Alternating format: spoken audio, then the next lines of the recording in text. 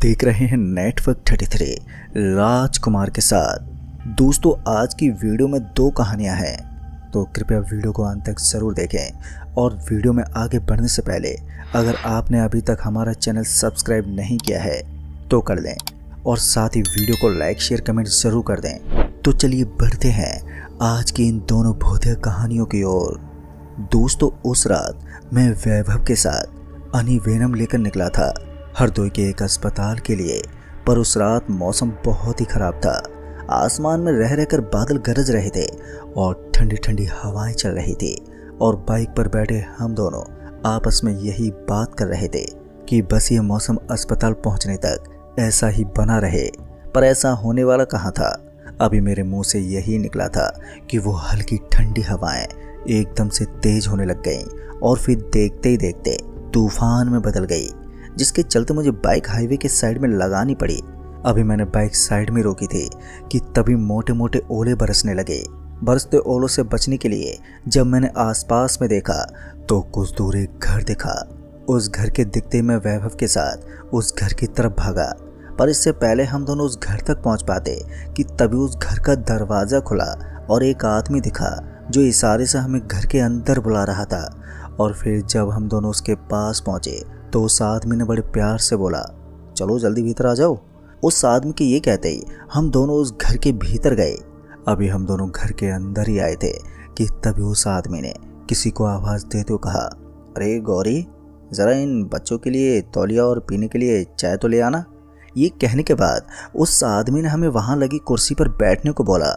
अभी मैं और वैभव कुर्सी पर ही बैठे थे कि तभी मेरी नज़र सामने पड़ी और मैं अंदर से कांप उठा। दरअसल सामने एक लड़की तौलिया लिए खड़ी थी, पर उसके माथे से इस कदर खून बह रहा था कि मानो उसका सर फटा हो। साथ ही जब मैंने उसके हाथों पर गौर किया तो उसकी सीधे हाथ की एक उंगली की हड्डी साफ साफ दिखाई दे रही थी। पर इतनी दर्दनाक हालत में होने के बावजूद उस लड़की के चेहरे पर दर्द का कोई भी भाव नहीं था। पर मेरी हवा टाइट हो गई थी। मैं मन ही मन सोच रहा था कि यहाँ पर आने की जगह दो चार ओले की मारी झेल लेता तो अच्छा ही रहता। पता नहीं अब आगे क्या होगा। चूंकि मैं अंदर से काफ़ी डर गया था, तो ऐसे में जब उस लड़की ने मेरी ओर तौलिया बढ़ाया तो डर के मारे मैंने तौलिया लेने के लिए अपना हाथ बढ़ाने के बजाय उस लड़की को घूरता रहा।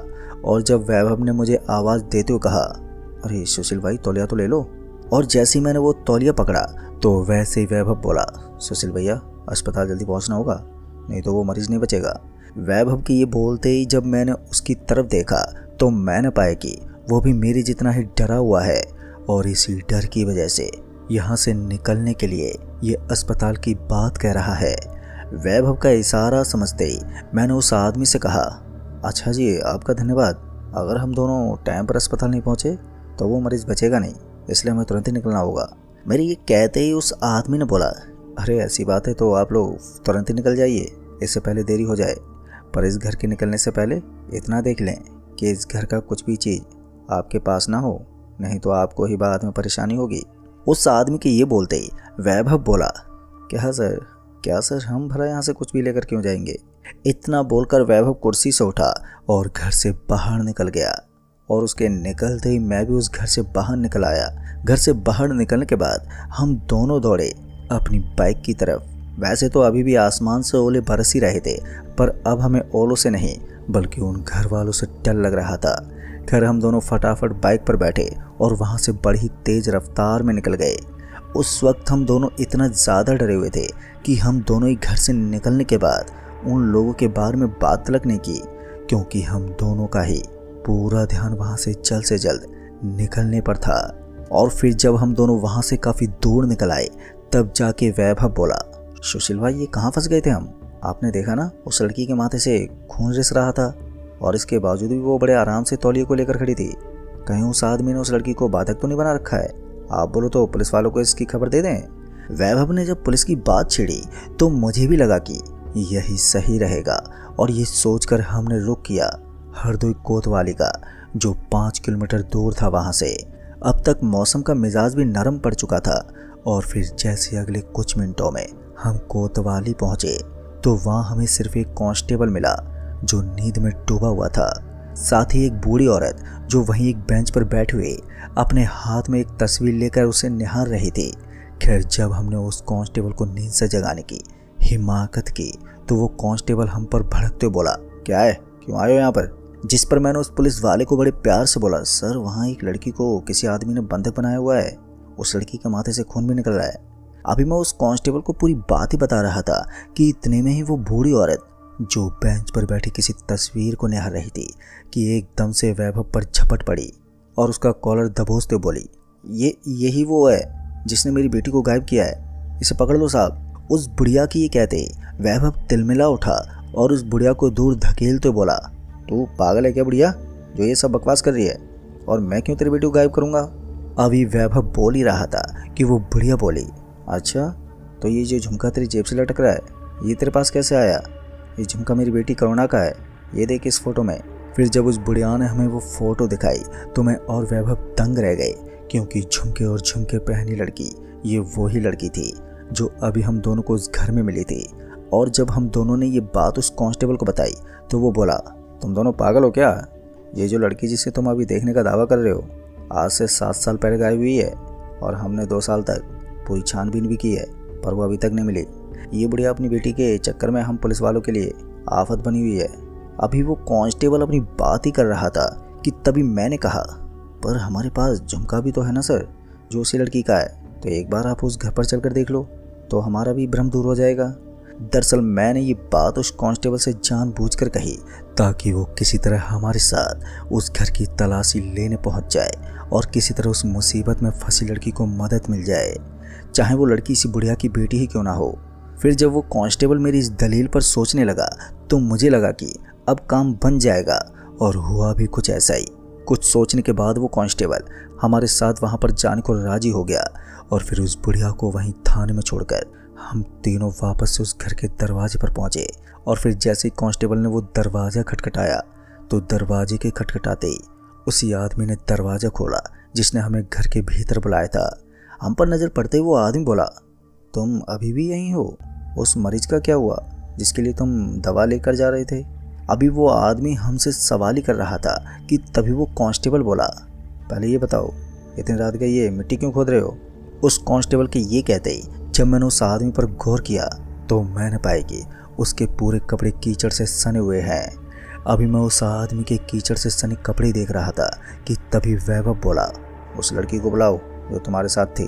वैभव के ये कहते ही उस आदमी ने कहा, कौन सी लड़की, यहाँ तो मैं अकेला ही रहता हूँ बेटा। उस आदमी के ये कहते ही वैभव एक दफ़ा फिर से तिलमिला उठा और उस आदमी को पीछे धकेलते हुए उस घर में घुस गया और उस लड़की को आवाज़ लगाने लगा। वहीं मैं उस कांस्टेबल के साथ अभी भी दरवाजे पर ही खड़ा था। वैभव के घर के अंदर घुसते ही हम दोनों भी घुसे और अंदर उस लड़की की तलाश करने लगे, पर लाख तलाशने के बाद भी वो लड़की हमें कहीं नहीं मिली। और जब तलाशते तलाशते काफ़ी देर हो गई तो कांस्टेबल ने बोला, अपने दोस्त को बोलो चले यहाँ से। जब उस कांस्टेबल ने ये बोला कि अपने दोस्त को बुला लो तो मुझे ध्यान आया कि वैभव भी कहीं नहीं दिख रहा है। मैंने तुरंत ही उसे आवाज़ लगाना शुरू किया पर उसका कोई भी अता पता नहीं चल रहा था। फिर जब मैं उसे आवाज़ देते हुए घर के पिछले दरवाजे से बाहर निकला तो एक गड्ढा दिखा, और जब मैंने उस गड्ढे में देखा तो उसमें वैभव की लाश पड़ी हुई थी। उसका सर 2 हिस्सों में कटा हुआ था। ये सब देखते ही मुझे इतना गहरा सदमा लगा कि मैं वहीं पर बेहोश हो गया। और फिर जब मुझे होश आया तो मैं भी उसी गड्ढे में औंधे मुंह पड़ा हुआ था, पर वैभव की लाश अब वहाँ पर थी नहीं। यहाँ तक कि वहाँ अब वो मकान भी नहीं था। मैं वहाँ से उठा और जब वापस हाईवे पर आया तो 2-4 लोग और कुछ पुलिस वाले किसी को घेरे खड़े थे। फिर जब मैं उनके पास गया तो सड़क के बीचों बीच मेरी बाइक पड़ी थी और ठीक उसके बगल में वैभव की लाश। मुझे नहीं मालूम कि उस रात हमसे क्या गलती हुई और हमारे साथ वो सब क्यों हुआ, पर यहाँ तक कि जब मैं दोबारा थाने पहुँचा तो वहाँ मुझे वो कांस्टेबल नहीं मिला जो रात को मिला था, जिस वजह से किसी ने भी मेरी बात पर यकीन ही नहीं किया। और जब मेरा मेडिकल किया गया तो मेरे खून में अल्कोहल की मात्रा पाई गई, जिस वजह से सब मेरी कहानी झूठ मान ली गई। पर दोस्तों, हैरानी वाली बात यह है कि मैं तो दारू पीता ही नहीं हूँ। तो दोस्तों, आपका क्या कहना है आज की इस घटना के बारे में? क्या ये सब सुशील के दिमाग का फितूर था, या फिर जो कुछ भी उसने उस रात देखा और महसूस किया वो सब सच में सच था? तो अपने विचार हमें कमेंट बॉक्स में ज़रूर दें। तो चलिए लेकर चलता हूँ मैं आपको एक और बहुत ही डरावनी कहानी की ओर। दोस्तों, कोई आपका भी दुश्मन है क्या, या फिर आपकी भी किसी से कोई दुश्मनी हुई है? अगर हाँ, तो मैं आपको बता दूं कि आप अभी से सतर्क और सावधान हो जाइए, क्योंकि आप नहीं जानते कि जिस इंसान से आपकी दुश्मनी है या फिर वो आपको दुश्मन मानता है तो वो कितना खतरनाक हो सकता है। भले वो आपसे उस वक्त कुछ ना बोले, लेकिन वो शख्स आपको भुलाकर कभी भी अपने घिनौने काम को इतना बुरा अंजाम दे सकता है कि आप सोच भी नहीं सकते। वो आप पर सामने से वार भी कर देगा और आप समझ तक नहीं पाएंगे कि आखिर ये हुआ तो हुआ कैसे। ठीक ऐसा ही किस्सा मेरे साथ भी घटा। दोस्तों, मैंने सोचा तक नहीं था कि इंसान सच में ऐसा भी कर सकता है, जबकि मेरी तो उस इंसान से दुश्मनी तो छोड़ो, बल्कि मैंने उसे कभी देखा तक नहीं था। हाँ, पर मेरी माँ ने मुझे ज़रूर बताया था कि वो इंसान हमारे दूर का कोई जान पहचान वाला है। लेकिन जब वो मुझसे मिला और फिर जो उसने अपनी काली विद्याओं से मेरे साथ जो किया, वो सुनकर तो आपके भी रोंगटे खड़े हो जाएंगे। जी हाँ दोस्तों, क्या है असल हकीकत मेरी ज़िंदगी की, आइए जानते हैं इसे पूरी गहराई से। नमस्कार दोस्तों, मेरा नाम नकुल है और मैं उड़ीसा के एक छोटे से गांव का निवासी हूँ। वैसे तो मैं फ़िलहाल अभी मुंबई शहर में रहता हूँ अपनी फैमिली के साथ, पर जब ये दर्दनाक हादसा मेरे साथ हुआ तो उस वक्त पिताजी के देहांत के बाद मैं अपनी माँ को लेकर मुंबई आ गया था, जहाँ रहकर मैं अपनी दुख भरी ज़िंदगी से उभर कर एक नई ज़िंदगी की शुरुआत में लग गया। सब कुछ ठीक ठाक था। गांव छोड़े हुए मुझे लगभग 6 साल बीत गए थे, मगर मैंने सोचा नहीं था कि इन 2.5 सालों में मेरे ऊपर एक ऐसी मुसीबत कहर बनकर टूटेगी कि मैं संभल भी नहीं पाऊंगा। दरअसल हुआ था ये कि जब मैं ऑफिस में अपने काम को लेकर थोड़ा परेशान था कि इसी बीच कंपनी के टेलीफोन पर एक अनजान शख्स का कॉल आया, और जब मेरी बात उस शख्स से हुई तो पता चला कि वो कोई नेत्रपाल नाम का आदमी है, जो मेरे पिताजी का पुराना जान पहचान का साथी है। साथ ही उस आदमी ने बताया कि वो किसी काम के सिलसिले में मुंबई आ रहा है, तो वो कुछ दिन मेरे घर पर रुकना चाहता है। और जब मैंने उससे ये पूछा कि तुम्हें मेरी कंपनी का नंबर कैसे मिला, तो उसने बोला कि बहुत मशक्कत करने के बाद गांव वालों से ये नंबर मिला है। खैर, मैंने ज़्यादा पूछताछ ना करते हुए ये कहकर फ़ोन कट कर दिया कि ठीक है, आप आ जाइए, रुकने का इंतज़ाम हो जाएगा। फ़ोन कट होने के बाद जब मेरे जहन में ये सब सवाल चल रहे थे कि पहले कभी तो मैंने अपने पिताजी के ऐसे किसी दोस्त या फिर जान पहचान वाले को ना तो कभी देखा था और ना ही कभी सुना था, तो फिर ये कौन है जो अपने आप को मेरे पिताजी का साथी बता रहा है। और जबकि पिताजी को एक्सपायर हुए लगभग 6 साल हो गए हैं, तो फिर भला अब वो यहाँ पर क्या करने आ रहा है। काम की टेंशन और उस आदमी की बातों की रोनागवानी में पूरा मेरा दिन बीत गया। और फिर जब छुट्टी हुई तो मैं अपने घर आने की माँ के पास पहुँचा। पहले तो मैं घर जाते ही वो बात भूल गया जो कि पूरे दिन भर मेरे दिमाग में चल रही थी। फिर अचानक ही मेरा ध्यान उस फ़ोन वाली बात पर गया और मैंने माँ से झट से पूछा, अरे मम्मी, वो किसी नेत्रपाल नाम के आदमी का फ़ोन आया था, कह रहा था कि पापा का बहुत पुराना दोस्त है और यहाँ पर रुकना चाहता है कुछ दिन के लिए। मेरी बात सुनते पहले तो मम्मी चुप हो गई और फिर एक गहरी सोच में पड़ गई। अभी मम्मी कुछ सोच ही रही थी कि तभी मैंने कहा, क्या हुआ मम्मी? इससे आगे मैं कुछ बोलता कि तभी मम्मी ने बताया कि हाँ, वो तेरे पापा के एक दोस्त तो थे, शायद वही होंगे, चल कोई नहीं, आने दो उन्हें, जब आएंगे तो पता चल जाएगा। इतना बोलकर मैं मम्मी के साथ खाना पीना करने लगे और फिर हम सो गए। फिर तकरीबन 2 दिन बाद जब मैं रात के यहीं कोई 11:45 का वक्त था, तो मैं सो रहा था कि तभी दरवाजे पर दस्तक से मेरी आँख खुल गई। और जब मैंने दरवाज़ा खोल कर देखा तो मैंने पाया कि दरवाजे पर हाथ में झोला लिए एक 52 साल का आदमी खड़ा है, जिसकी लंबी लंबी मूछें और दाढ़ी थी, गले में गमछा डला हुआ था और चेहरे पर हल्की मुस्कान थी। उस आदमी को देखते मैंने कहा, जी कहिए, क्या बात है?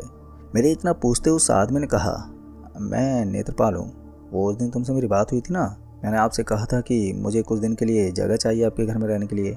दोस्तों, अभी उस आदमी ने अपना थोड़ा सा परिचय दिया था कि तभी मैंने कहा, अरे हाँ आइए, मैं तो भूल गया था, बताइए सब ठीक तो है? इतना बोलकर मैं उस आदमी को अंदर ले आया और पानी पीने को दिया। अभी मैं सोच ही रहा था कि मम्मी को जगा दूं, लेकिन रात कुछ ज़्यादा ही हो गई थी, जिस वजह से मैंने मम्मी को जगाना ठीक नहीं समझा और मैंने खुद ही चाय पानी पिलाकर उस आदमी को अपने कमरे में सुला लिया। हमें बातचीत करते हुए लगभग रात के 12:30 बज गए थे और फिर उसके बाद वो आदमी मेरे बिस्तर यानी कि खाट पर सो गया और मैं नीचे ज़मीन पर। अभी कुछ देरी हुई थी मेरी आंख लगे कि तभी एक अजीब सी आवाज़ के चलते मेरी आंख खुल गई। और जब आंख खुली तो मैंने पाया कि वो जो आदमी था अब अपने बिस्तर पर बैठा हुआ था, जो अपनी आंखें बंद किए मंद आवाज़ में कुछ बड़बड़ा रहा था। पर क्या, ये तो मुझे साफ साफ समझ में नहीं आ रहा था। हाँ, इतना ज़रूर मालूम पड़ रहा था कि वो कोई मंत्र जैसा कुछ बुदबुदा रहा है। मैं हैरान था कि इस आदमी को इतनी रात को ये क्रिया करने की बजाय सो जाना चाहिए, क्योंकि यह आदमी दिन भर का सफ़र तय करके आया था। खैर, मैं करता भी तो क्या, मैं उसी वक्त अपनी चादर ओढ़े बिस्तर पर सो गया। लेकिन मुझे क्या मालूम था कि अभी जो आदमी कर रहा है मैं उसकी वजह से बहुत ही बड़ी परेशानी में फंस जाऊंगा, क्योंकि कुछ देर के बाद मुझे अजीब सी आवाज़ें अपने कमरे में सुनाई देने लगी थी, जिसके चलते मैं बहुत ही ज़्यादा डर गया और उठकर बैठ गया। पर मैं सबसे ज़्यादा हैरान तो तब हुआ जब मैंने उस आदमी को सोते हुए देखा था, क्योंकि अभी कुछ देर पहले ही वो आदमी अपने बिस्तर पर बैठा हुआ था। पर डर वाली बात तो ये थी कि ये अजीब सी आवाज़ें अभी भी आ ही रही थी। समझ में नहीं आ रहा था कि वो आवाज़ें कहाँ से आ रही हैं। मैं उस आदमी को जगा लेता हूँ, लेकिन मैंने ऐसा नहीं किया और उस पूरी रात में उन आवाज़ों के डर के साए में ही जगा रहा। दोस्तों, फिर जब सुबह हुई तब जाकर उन आवाज़ों का आना बंद हुआ और वो आदमी 2 से 3 दिन मेरे घर पर ही रुका। और ठीक रात को वो अपने बिस्तर पर बैठ जाता और धीरे से कुछ बुदबुदाता रहता और फिर सो जाता। फिर उसके बाद मुझे वही आवाज़ें सुनाई देने लगती जो पहले सुनाई दी थी। पता नहीं क्या बीमारी थी उस आदमी को जो वो रात में ऐसी हरकतें करने लगा था। घर जब वो चला गया तो मैंने सारी बात मम्मी को बताई, जिसे सुनकर मम्मी भी हैरान हो गई। लेकिन अब उस आदमी के जाने के बाद हमारे घर में एक नई मुसीबत सामने खड़ी हो गई, क्योंकि जब भी हम माँ बेटे रात को सोते तो रात भर हमें अजीबोगरीब आवाज़ सुनाई देती। हमें ऐसा लगता जैसे कोई एक दूसरे को मार काट रहा हो, कोई बहुत दर्द में हो, तो कभी ऐसा लगता जैसे घर में कोई घूम रहा हो। चारों तरफ हमारे घर में नेगेटिविटी फैल गई।